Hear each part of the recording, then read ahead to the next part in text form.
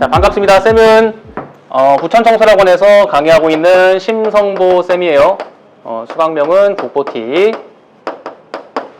그래서 오늘 쌤이랑 문법을 조금 해볼 건데 아직까지 문법 개념이 정확하지 않아서 문법 풀이 속도가 안 나오는 친구들이 있을 거야. 그 친구들의 특징이 뭐냐면 문법 점수가 안 나오니까 자꾸 기출문제만 풀어. 근데 풀 때마다 어떨 땐 하나 틀리고 어떨 땐 2개, 3개, 4개, 막 5개 다 틀리고 막 이래. 근데 또 불안하니까 계속 문제만 또 푸는 거야. 그러면 전혀 진전이 없다. 쌤은 뭐라고 생각하냐면 문법은 정확한 개념이 곧 점수고 실력이에요.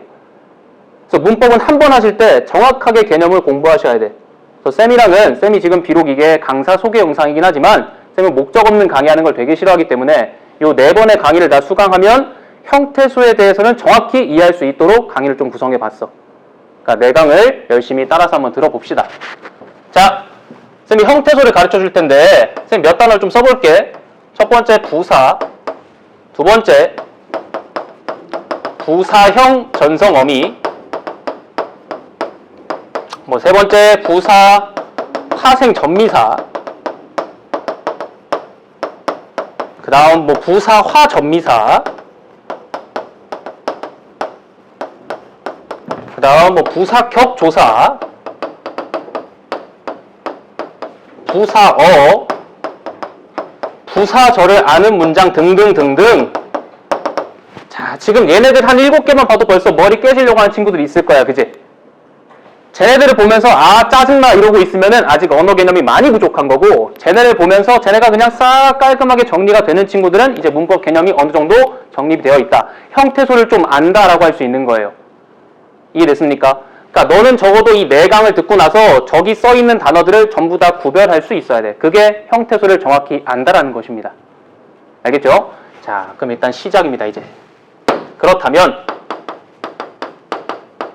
과연 형태소란 무엇인가? 형태소의 개념을 먼저 소개해보자면 형태소라는 건 뭐냐? 의미를 가지는 가장 작은 단위. 다시, 의미를 가지는 가장 작은 단위를 형태소라고 하는 거야. 다시, 형태소가 뭐다? 의미를 가지는 가장 작은 단위다. 뭐가 있어야 돼? 의미가 있어야 돼. 그럼 예문을 먼저 보겠습니다.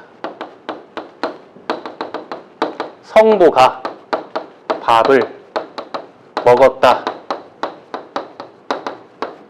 이런 하나의 문장이 있어. 얘를 의미를 가지는 만큼 한번 잘라봐라 라고 얘기하면 처음 배우는 친구들이 실수하는 게 성보가 밥을 먹었다. 이렇게 세 덩어리로 자르고 실수를 합니다.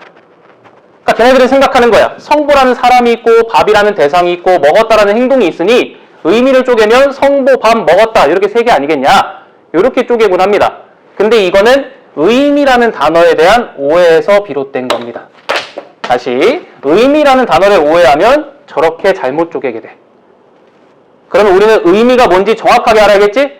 의미가 뭐냐면 사실 의미라는 건 2가지예요. 첫 번째, 니네가 의미라고 생각하고 있는 실질적 의미라는 게 존재합니다. 실질적 의미가 뭔지 지금 정확히 알려줄게. 이 말은 외워야 돼. 실질적 의미가 뭐냐면 외워야 돼. 실제로 이 세계에, 우리가 살고 있는 세계에 존재하는 사물이나 상태를 의미하는 게 실질적 의미예요. 다시, 실제로 이 세계에 존재하는 사물이나 상태를 의미하는 게 실질적 의미예요. 이해가 됐어요? 그러니까 방금 네가 실수한 것처럼 성보라는 사람 실제로 이 세계에 존재하죠? 밥이라는 것도 실제로 이 세계에 존재해요. 그리고 먹었다라는 행동 자체 또 이 세계에 존재를 하는데, 근데 잘 생각해보면 이 행동은 먹었다 중에서 먹에 들어있어요. 증명해볼게. 먹은 가만히 둔 다음에 뒤에를 먹냐라고 바꾸고 먹고라고 바꾸고 먹니라고 바꾸고 이 뒷부분을 아무리 바꿔도 이 행동의 의미는 계속 남아있어 안 남아있어? 남아있어. 그러니까 이 행동의 의미를 갖는 건 이 먹 부분에 있다는 얘기예요. 이해했습니까? 그래서 바로 이런 의미 부분들을 실질적 의미라고 한다고. 알겠어? 그럼 의미별로 쪼개라 그러면 여기서 쪼개줬어야 되고 여기서 쪼개줬어야 되고 여기서 쪼개줬어야 된다는 얘기야. 됐어? 그러면 나머지 그러면 가나 을이나 엇이나 다 같은 애들은 뭐냐? 얘네들은 실질적 의미가 아니다 이거예요. 실질적 의미가 아닌 의미가 또 있어. 걔를 뭐라고 하냐면 형식적 의미야. 다시 실질적 의미가 아닌 의미를 형식적 의미라고 합니다. 실질적 의미는 뭐였어? 외우라 그랬어? 실제로 이 세계에 존재하는 사물이나 상태에 대한 게 실질적 의미였어. 그럼 형식적 의미는 뭐냐? 얘는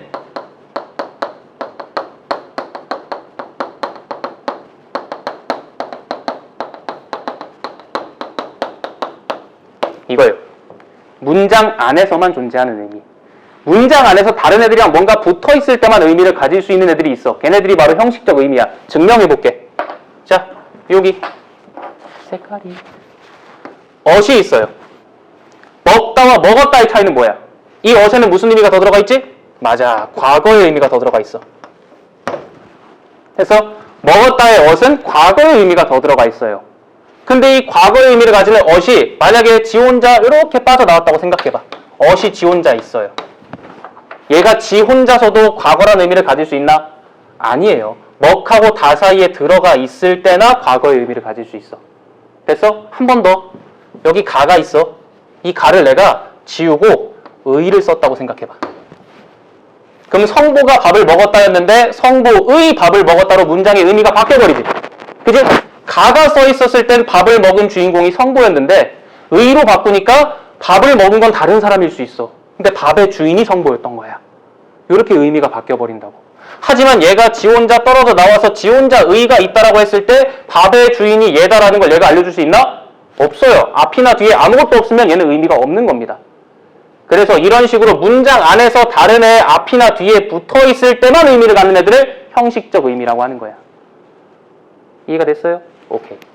그래서 의미를 가지는 가장 작은 단위가 형태소인데 의미 자체에 두 가지가 있다 보니 형태소도 몇 가지가 있겠어? 당연히 두 가지가 있겠죠. 그래서 실질적 의미를 가지는 형태소를 뭐라고 하냐면 실질 형태소라고 하는 거야. 그러면 아주 당연하게도 형식적인 의미만 가지는 형태소는 뭐라고 불러? 형식 형태소라고 부르겠죠. 됐습니까? 그래서 결론, 형태소에는 의미가 두 개 있다 보니까 그 의미를 가지는 가장 작은 단위인 형태소는 몇 개다? 1번 실질 형태소, 2번 형식 형태소 두 개다. 이면 참 좋겠지. 사실 형태소는 4개입니다. 몇 개? 4개예요. 2개가 아니고 4개야. 그럼 애들이 오해한다. 형태소를 쪼개면 총 4개로 쪼갤 수 있겠구나.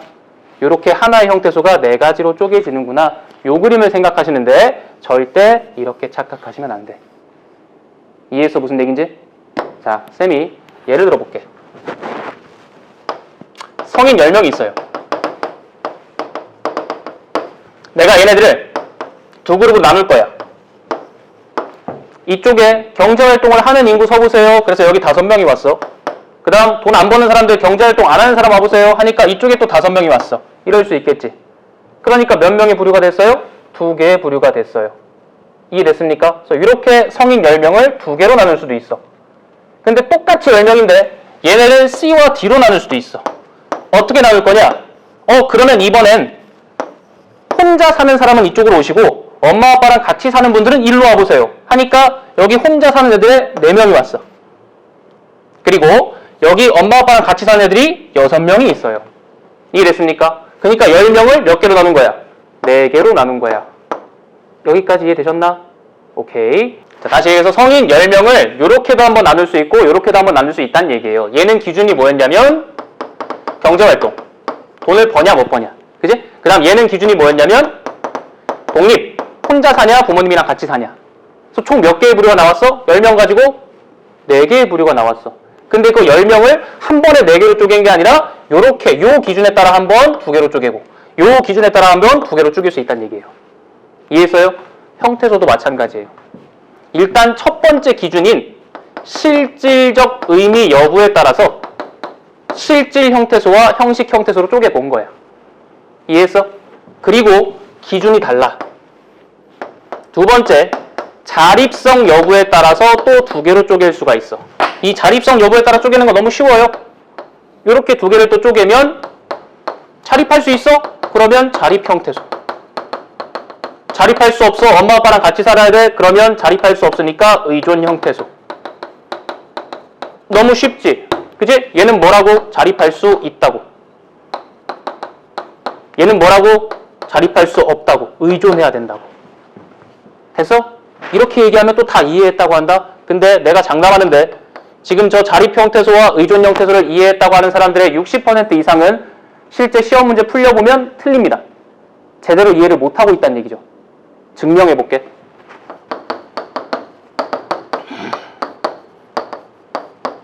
자, 할 수 있다라는 문장이 있어요. 할 수 있다 해서 요 수가 의존명사래.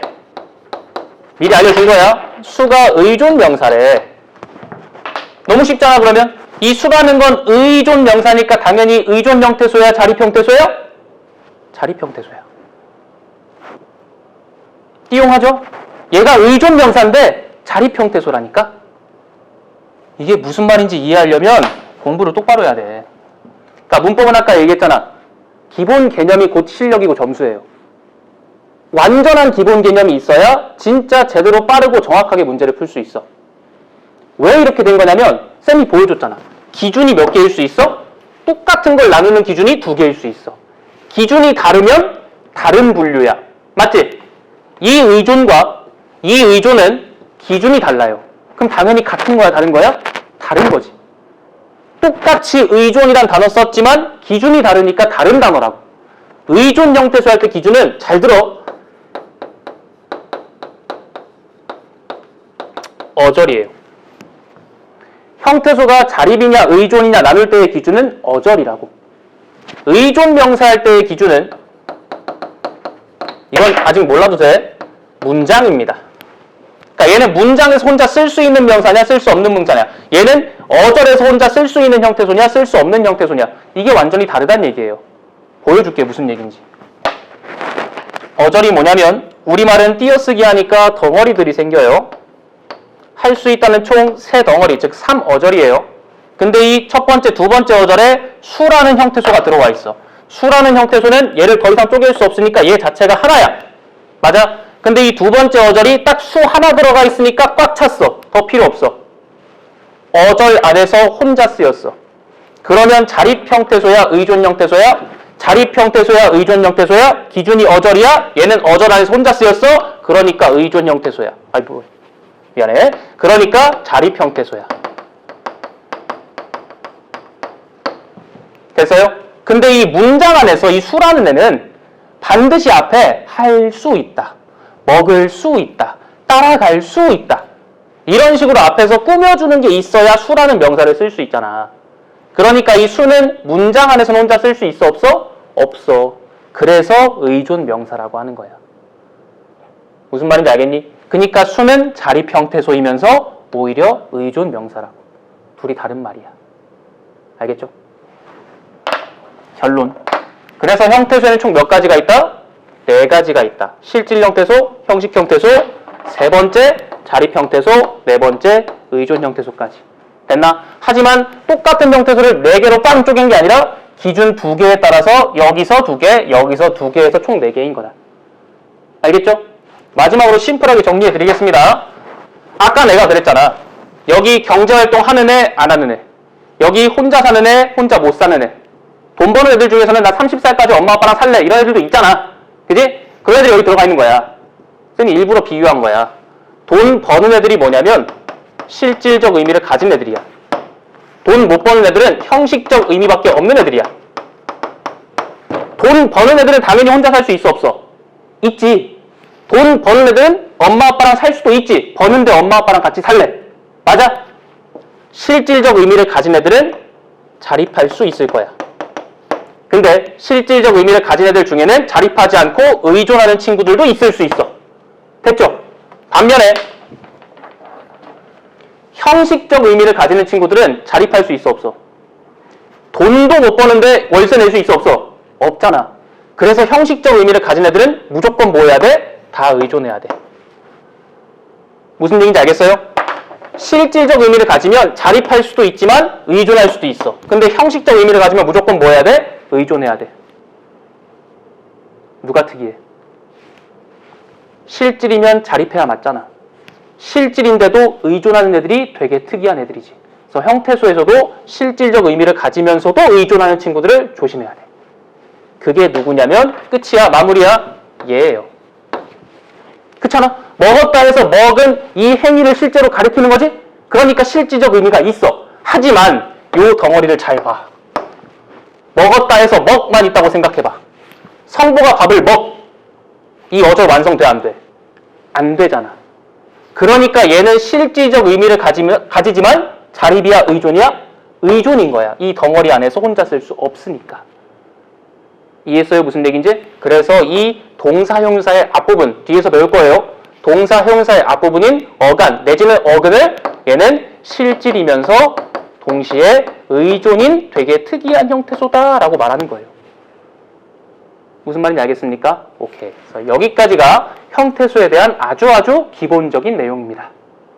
됐죠? 그래서 다음 시간에는 이제 이 형태소에서 주요 개념 4가지 정도를 살펴봅시다.